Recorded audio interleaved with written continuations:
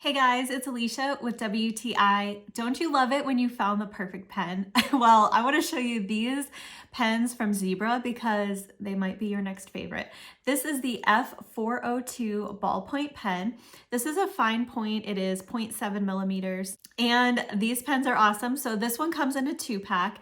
And I really like Zebra pens in general because they are super well built. They're like really durable, really strong. They are also refillable. And this is a clicky pen, so I like that as well. And they're really nice to write with. They write super smooth, they're very, very comfortable, and they have a really nice fine point, which I also like as well for control.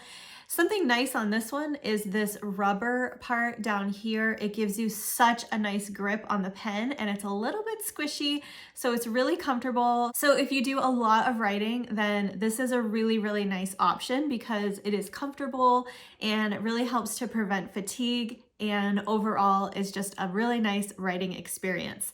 So if you are looking for not one, but two of your next favorite pen, I would definitely check out these pens from Zebra. I am super, super happy with them, and that is my point of view.